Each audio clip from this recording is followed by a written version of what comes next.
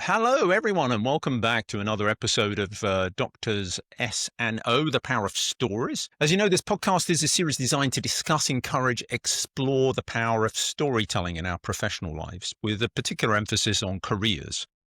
Helmut and I have this belief that storytelling stimulates the imagination and creates an inspiration that simply telling people stuff does not do.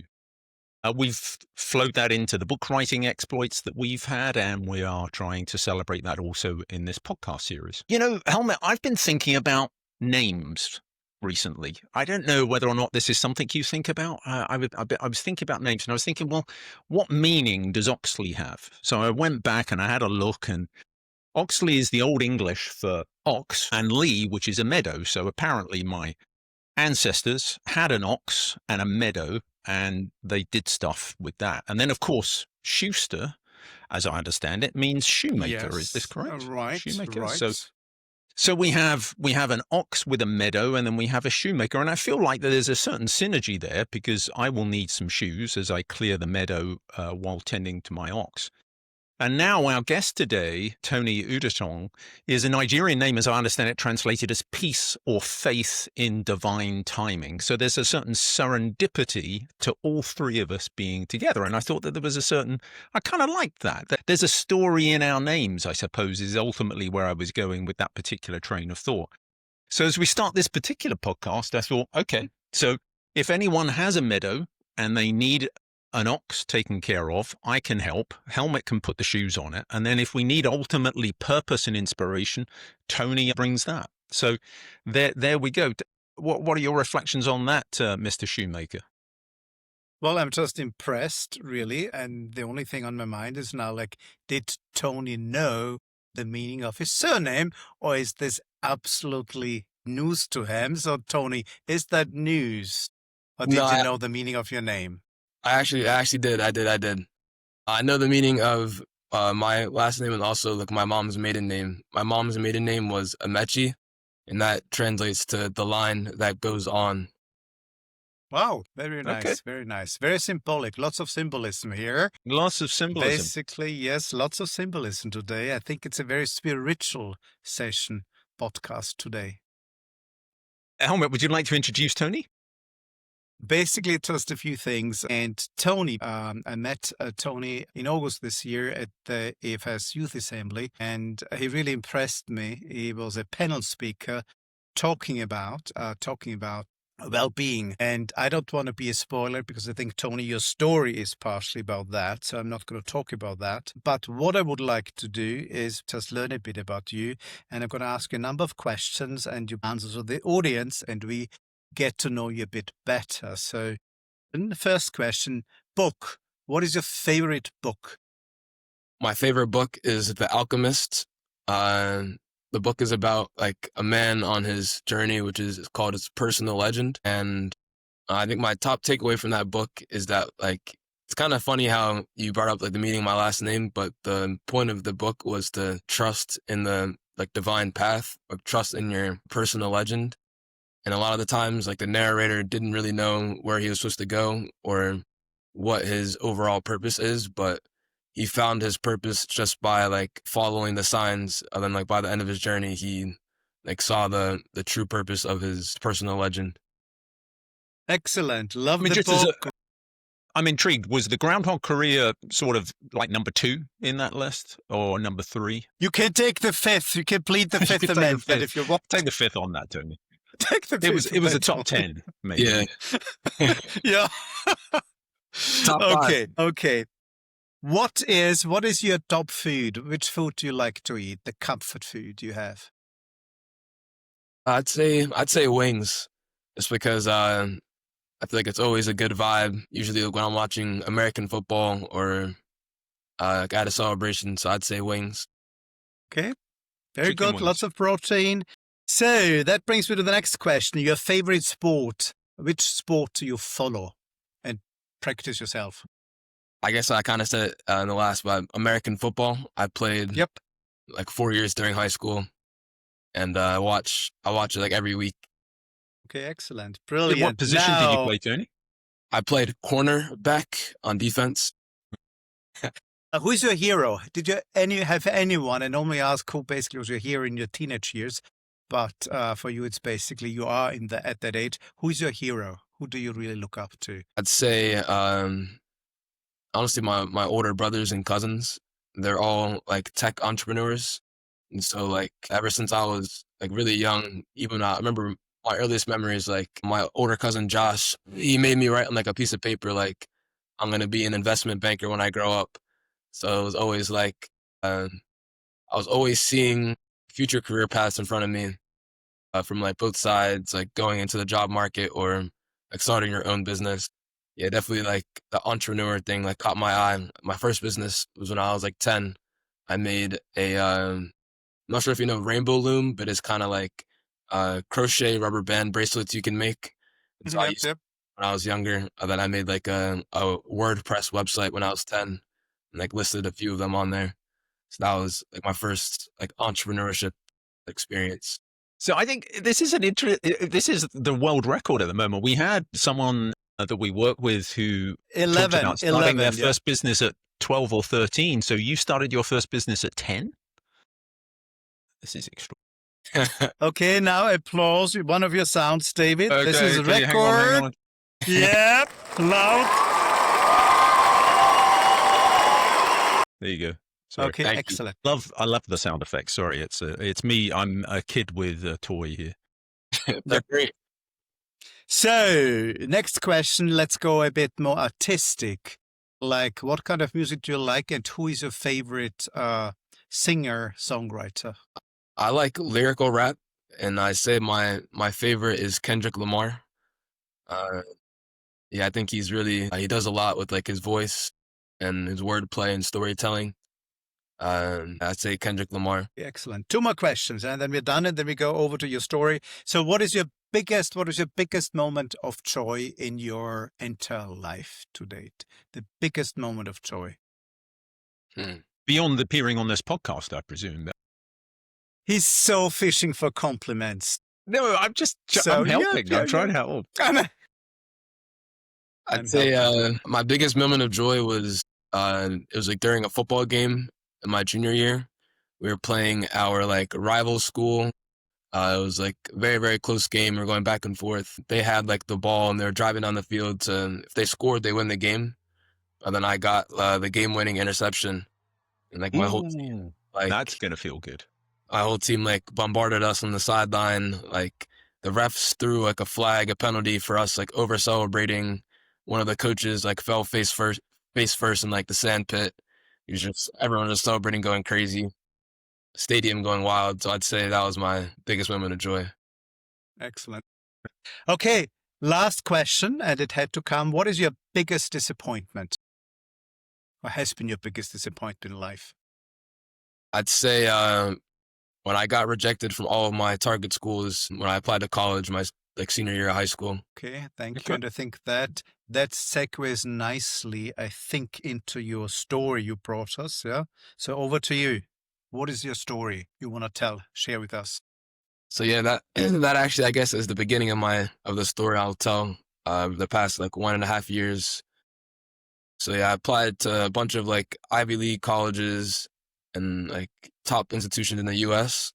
But then April of 2024, I got declined from like literally all of them, except from a few safety schools. Like this didn't really sit well with what I envisioned for my life plan. I wanted to like go to a top institution, get like a good environment, good network, and start a business during college. So after this, I decided to take a gap year. On my gap year, I ended up starting ZenQuil in August of 2024. I started specifically ZenQuil because I had an interest in journaling. And then also I saw, or at least I experienced, like people close to me had attempted suicide. And so I realized that like Gen Z is really in a mental health crisis. And so I realized that like, if there's one thing that I want to put a lot of my time into, it would be like this area. And so that's when I started building ZenQuil. I was able to deploy the first version of ZenQuil in about December of 2024. ZenQuil was actually my first coding project. And I started like learning how to code literally with ChatGPT, asking it like copy and paste this file, tell me how to set up this structure, how can I run my app on my like MacBook, how can I get optimized for my phone, all of that sort of thing. But then following December, after we launched our first like web app version, I did a 3-month coding boot camp in London. And I was living by myself in London at a full-time boot camp. So it was like almost like a study abroad experience. It was very, very interesting. I got to see like very different perspectives and different ways people lived life. But also I learned a lot of tech skills at the boot camp, and that really helped me when I came back to ZenQuil, like working on it after the boot camp in April of 2025. I was really able to make strides that I hadn't before. And I guess like during this entire year, my thesis was to reapply to college. And so I had sent college applications in the fall, but then like around in April, I received like my decisions back, and I was between Rutgers, New Brunswick, but then also there was this university that my cousin in Austin had sent me called the University of Austin, and they had only had one class prior. I applied and I got accepted. They gave me full tuition. I had thought that their network made sense for what I wanted to do in college, like starting a business. And so I came to the University of Austin. I committed and I moved to Austin in June while still working on ZenQuil like extensively. Now in June, I'm like marketing ZenQuil on LinkedIn. We just released ZenQuil Pro. So we're capturing revenue for the first time. I'm still like applying to grants, speaking opportunities, going to pitch competitions. But then I go to the AFS Youth Assembly through my cousin who's an AFS Youth Ambassador. He tells me about the program. And then Yumna, the director, or I think she's the director of AFS, or correct me if I'm wrong. Youth But Assembly, yeah, Youth Assembly. yeah, She runs the Youth Assembly. but then she asked me if I would like to like, give a speech on mental health because of my work on ZenQuil. And I was very, very excited. We had just got on the App Store in July, so that was a big milestone for us. But then, yeah, I gave the speech at the AFS Youth Assembly, and that's where I met Helmut. And I guess like a moral of the story, like from taking a gap year and having to kind of better myself and start a project I'd never coded before, and then go into uncharted territory. I think I just learned that when you keep your focus on like one specific thing and just keep putting time into it, like over time, the fruits just continue to bear and get richer.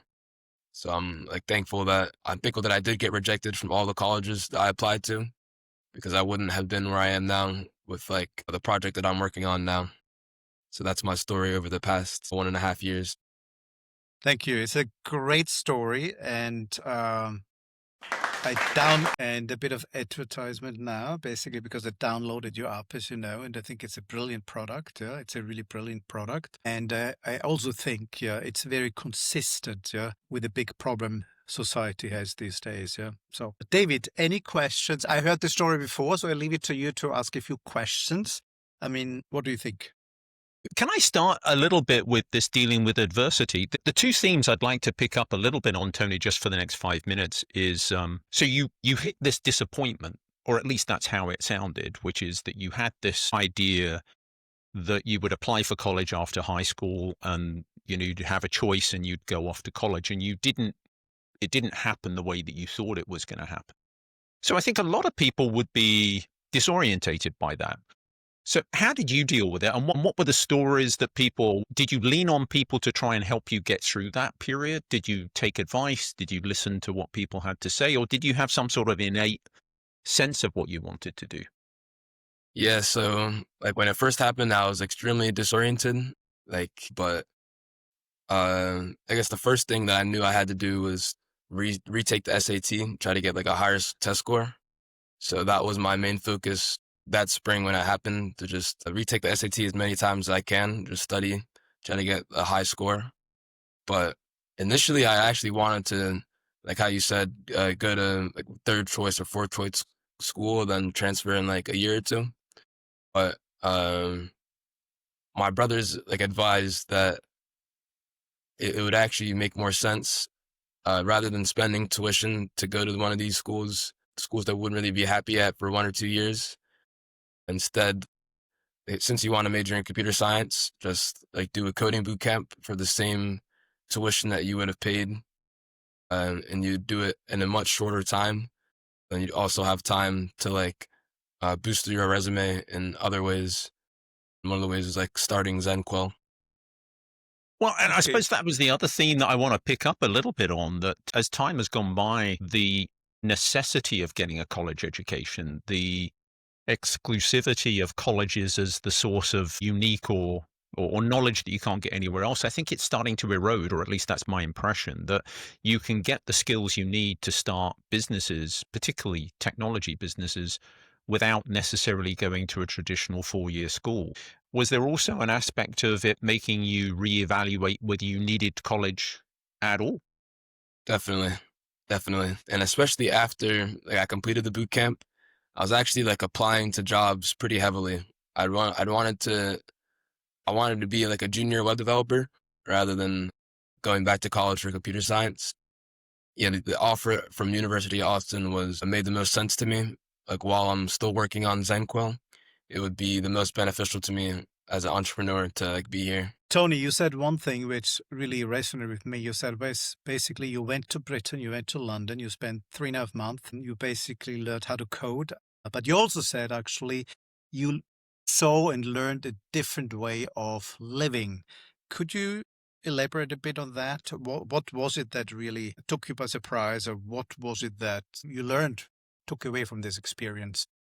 Yeah, I think people say this is like a theme, I guess, just in Europe versus America. Whereas like when I was in London, they kind of called me like the hardworking American, or like because I was very like on my computer trying to get stuff done. At first, at least, I wasn't really trying to socialize as much. The people in my boot camp were also like grown adults, so they were all like very older than me. I was the youngest person there, but even then, the way like, I saw that people would like socialize in a way that was different from the U.S. I feel like in the U.S. people are very nice up front, but then like after a long period of time, it's kind of like you're not as nice as I thought you were. But in London, it was like the exact opposite. Like they might not have been actually that nice up front, but like over time, definitely like warmed up, and yeah, it taught me that like that another culture values this way of socialization compared to the U.S. is kind of just like give and go. Cool. Thank you. I love that observation of Brits not being all that nice up front. Some of us aren't nice even in the long term. David, I think we would so agree with that statement. You know, I mean, so I'm nodding along as you made that observation. I think it's intriguing. We talk a lot about careers. We talk a lot about transition, reinvention. One of the things that I love about this story, and I love about your sort of outlook, is there's no linear path. If we go back 30 years, you went to high school, you went to a 4-year college as well as you could. In the US, at least, this is the path that it went. And then you got a job with a large corporate employer. Today, you still talk to people who want to go to college and get a job with Goldman Sachs or McKinsey or Google and Microsoft. And then we increasingly now come across people who are entrepreneurs at the age of 10 and are looking to start businesses and juggling different things. And they're doing not one thing, but 10 things or 20 things. What's your truth when it comes to the next 10 or 20 years for you? How is work going to unfold, do you think? I guess like the easy answer would be like AI, where they opened up a lot of new avenues that weren't possible beforehand. Almost like, in my opinion, almost every software like app or business will be completely like reinvented with AI. Every feature can be optimized with AI. Every workflow could be optimized, so it leaves a lot of opportunity for even for people that have not the most resources. The AI, like the fact that they can use AI, just kind of equals the playing field. If AI didn't exist, or at least if it wasn't like as good as it is right now, I wouldn't have been able to build ZenQuil. I use an AI coding tool to build that fully. And so like without that, I wouldn't have been able to build it at least as fast. So I think that in the next like 10 to 20 years, we'll will be like really prevalent with AI because it gives people that didn't have the opportunity to create, now they have the opportunity to create at a much, much cheaper cost. But let me just Okay, do a can I? follow up on that. Okay. Sorry, go ahead. I just wanted to make No, the do you parallel. just ask? Go ahead, Yeah. David. So if we go back 3 years and you had gone to college, or we'd gone back 4 years, and you could be in a traditional job that is now downsizing as a consequence of AI, that is laying people off. Instead, you're part of that economy that's growing, that is leveraging AI, that is not afraid of AI, that is embracing it with a view to how do we use this? How do we deploy it? So you become the disruptor rather than the disrupted. So I was just interested in your perspective. Yeah, I think I just view it as like that's just, I guess, life. The people who are still in these corporate jobs that fear of AI replacing their jobs, they're gonna just have to learn how to use AI. But at least in their perspective, like, learning how to use AI when you already have the corporate job is easier than like learning AI to get the corporate job. But I think that AI levels the playing field for a lot of people. So the people who will like rise with AI will be the ones who are like hungry to use this new skill, then see what they can do for the world with it as well. Tony, you said something which I find very intriguing, and in my belief system is very true. You said AI will create a level playing field, yeah? And I agree with your perspective on that. But I think the common narrative is that AI and technology will lead to further concentration of wealth in the hand of very few and basically have a bigger divide between rich and poor. I do disagree with that, yeah, because I do believe for the first time in human history, education is basically available to everyone. And so I would really be interested in your thoughts, because obviously you're much younger, how you relate to this. I do believe, yeah, AI will basically help social mobility in ways we can't even think about right now. Yeah, I fully agree with you.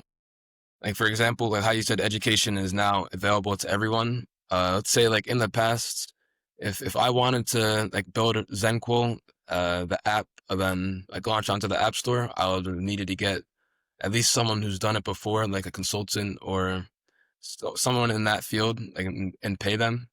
But now, like I literally asked ChatGPT, like, give me a full plan of how to like launch ZenQuil on the App Store. Then every step of the plan, I'm like querying it and asking it clarifying questions. I'm able to like give it screenshots of issues I'm running into. I'm able to troubleshoot and like work through it all with just AI. And another example I wanted to share, one of the like devs I've hired to do like a little bit of freelance work on ZenQuil was from Nigeria. And for example, like he was very good with AI as well. And I think like, yeah, like AI levels the playing field. So like whether I'm hiring someone from like the US or Nigeria or like India, AI gives everyone like the opportunity to use information that wasn't previously available to them. As someone who is employing these people or contracting work out, is that a challenge for you? Do you find managing the remote work force a challenge? For only technical stuff, I'd say no, because most of it is like remote anyway. Or I guess like everything lives on your computer. So it's of just like completion of work. Um, yeah, so I'd say managing remote work, at least just for the tech side, hasn't really been that big of a problem. I mean, one of the things we hear from entrepreneurs is that the managing of other people is one of the challenges that they find a perennial one, or I mean, and in some senses it is for everyone.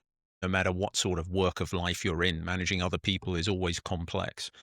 But it's particularly so for entrepreneurs that are going at it from a younger age, and they're dealing with the building of a business in a world that's changing so dramatically, with people who are remote from different cultures that don't necessarily have English as a first language.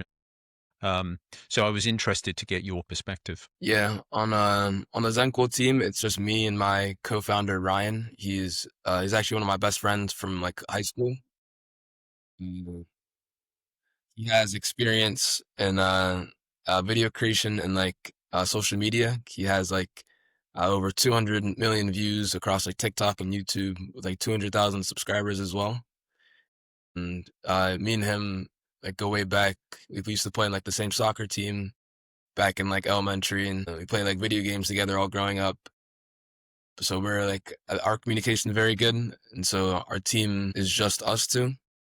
Apart from sometimes we'll all like contract out some extra tasks, but yeah, as far as like managing a team, it's been luckily for us, it's been pretty good because we have chemistry. Can I ask you a very different question? You have obviously, you told me about your brothers, and there were a few postings about your brothers, and they're hugely successful.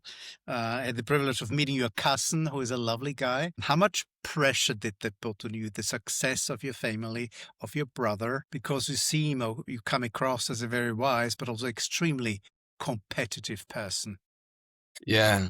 This is actually something I wrote about in my like college essays. I guess like the pressure to succeed, the pressures to keep going on. I mean, yeah, ever since I was young, like when I was like 5 years old, my oldest brother Sam got accepted into MIT, and even around that time, like, I kind of understood like this is like an elite like institution. Then my like 2 years later, my next oldest brother Isaiah also got accepted into MIT.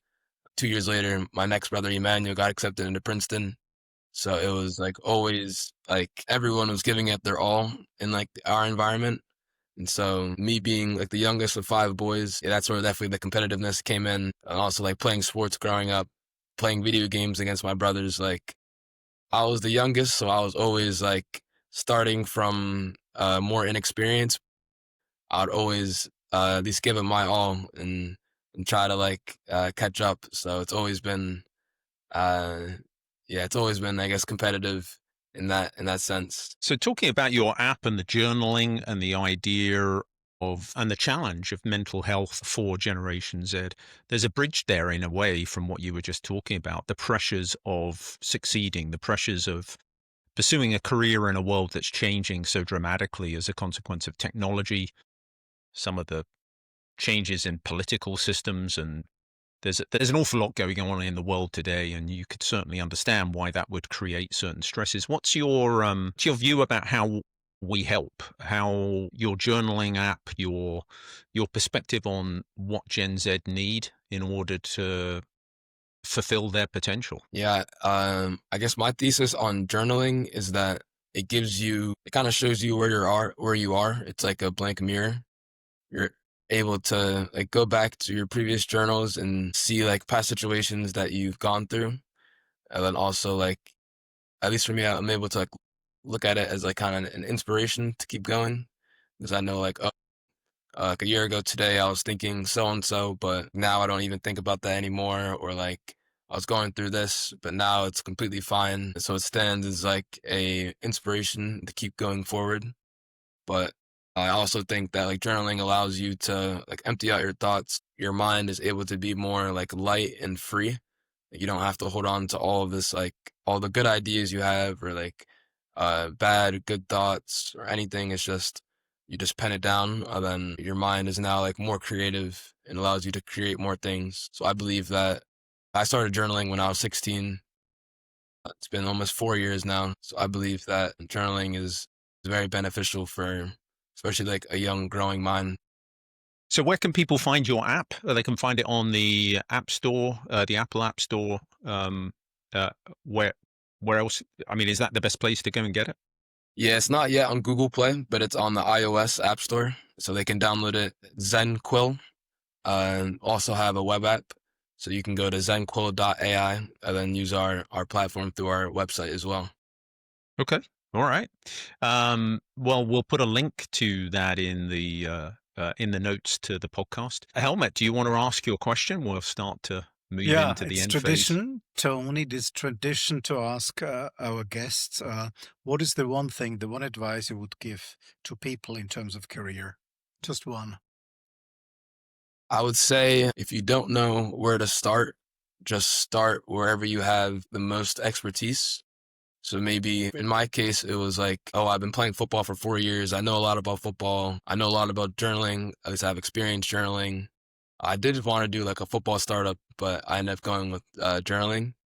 But I would say like choose something that you are like customer zero at. But no matter if the idea is like really good or not, at least just start. And then like your first version will lead you eventually to like the final version that you're more happy with, but you can only get to that final version if you start with like grasping at the straws. So I'd say just start wherever you are. And when should people start thinking about businesses and professional life? What age is a good age to start? My answer would be pretty young. I believe in high school. Okay. All right. Well, you started age 10, so I was thinking middle school or even elementary. Cool, yeah. Tony, that's amazing. Thank you so much for sharing your perspective, your story. It's been a fantastic discussion. We have a variety of guests on these podcasts, and it's lovely to have the different perspective represented of how professional life, how careers, how life ahead looks to someone at the age of 20, as opposed to people at the age of roughly 60. So there are real values in these different perspectives, and I think the contrast is quite vivid, Helmut, don't you think, when we have someone who's at the younger end of the spectrum, how they look at things, how they look at professional life and jobs? Yeah, I mean, I think for me, it's always like very encouraging. There's so much talk about the next generation. And the only thing is I see huge hope. And I do believe the next generation can be so much better than the previous generation, and huge confidence, yeah. So that this generation is gonna sort out many things we have not been able to sort out in the last 20 years. So I will also say Tony once again represents the AFS community incredibly well. Everyone that we have talked to with a connection to AFS has had extraordinary goals, extraordinary story. So congratulations to Daniel and the AFS team for all of the work that they do. Let me close this podcast once again by encouraging people to say, if you enjoyed this podcast episode, you'll probably enjoy the other podcast episodes. I'll give you a link to those. We've had now, we didn't do number 13, so this might be number 14, our podcast. But over the last 6 or 7 months, we've had some extraordinary episodes from different perspectives. If you like the podcast, let me guarantee, in fact, I'll let Helmut guarantee. Helmut's going to guarantee that if you liked this podcast, you're going to love the books. There are 3 books, one of which made Tony's top 5 list. It didn't quite get to number 1. We were a little disappointed we weren't number 1, but it was top 5. We have our 3rd book coming out in November, Artificial Death of a Career, which is about career reinvention, and actually to some very large extent this whole AI anxiety that people feel, how we should try and navigate that. We have very active social content on both Instagram, LinkedIn, and the website that we refreshed a few months ago, we're quite proud of. It's not quite award-winning yet, but it may be soon. So with that, let me wrap up this particular podcast once again by thanking Tony. Any last words, Herr Schuster? Mr. Shoemaker. Only thing left to say is thank you so much, Tony. It's a privilege knowing you. I think you will have a great career, and Servus und auf Wiedersehen. Till next time. Bye. Yes, and Thank you goodbye guys from so me. much. You're welcome.